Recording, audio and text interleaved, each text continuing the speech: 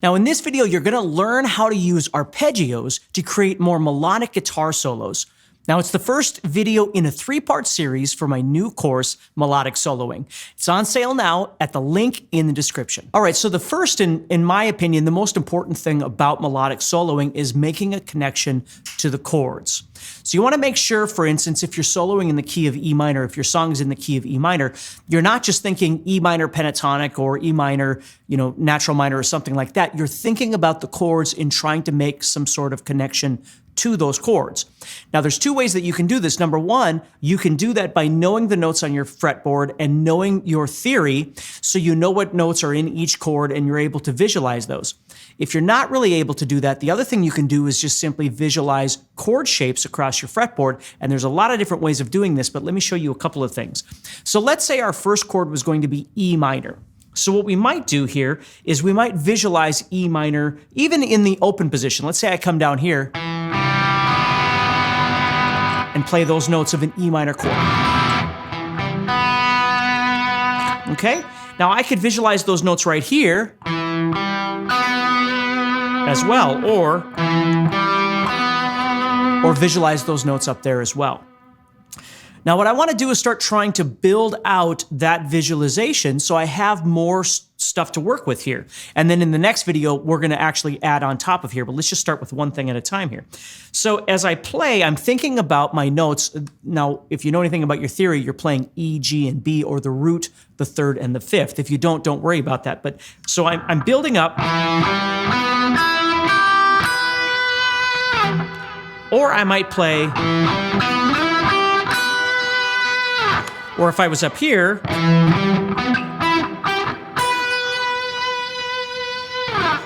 so the point is, I've got a number of different avenues or directions I can go on my fretboard as I'm trying to lay out these notes, the 3 notes of the chord.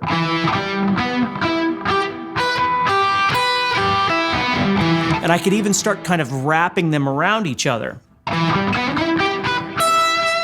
Now that's not enough to get us there, but it's certainly a wonderful start. Now you might not see all of that, but if you could just see a little bit just to get started, that's really important. Now let's say the next chord that comes up is going to be G major.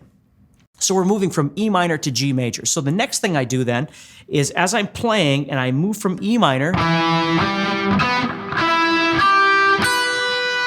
the next thing I want to do is start trying to visualize G major. And again, you're going to do it one of 2 ways. Either you already know all the notes on your fretboard and you can visualize all of your chords and things like that, or you're trying to visualize some shapes. So G major, for instance, I could, if I was visualizing what I call the cage chording system, which we all call cage chording system, but if I was visualizing the G chord here, more importantly, visualizing the G chord right here, or I could even see it right off of this, okay? More importantly, if I think about the D chord being moved up, D, E, F, G, I could see the G chord sitting right there. So as I'm playing E minor, and then G comes up, I could drop into that.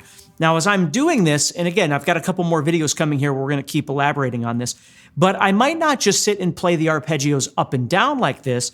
I might just start thinking about just a couple of notes that I want to emphasize so that E minor is being played and I come up,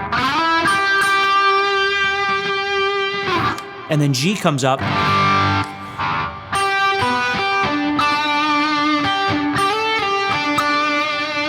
okay? Now in the next video, what we're going to be doing is adding in the notes of the scale around this arpeggio to give it more of an authentic feel, okay? So E minor is being played, and here comes G, E minor comes back,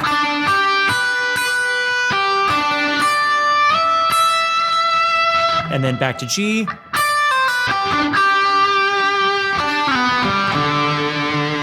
okay?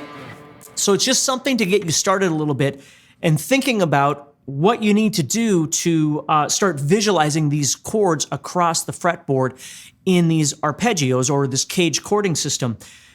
Because you can come up with some really simple ideas, but are really effective. If I just decided, let's say we're doing something where I'm going to create a bit more repetition. So the E minor is being played and I'm going. and then G, and then C, and then D,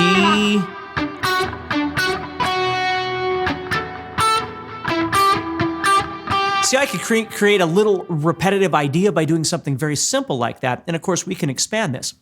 So what we do need next, though, is to start adding some more notes in, and that's where the next video is going to come in, so make sure that you watch for that.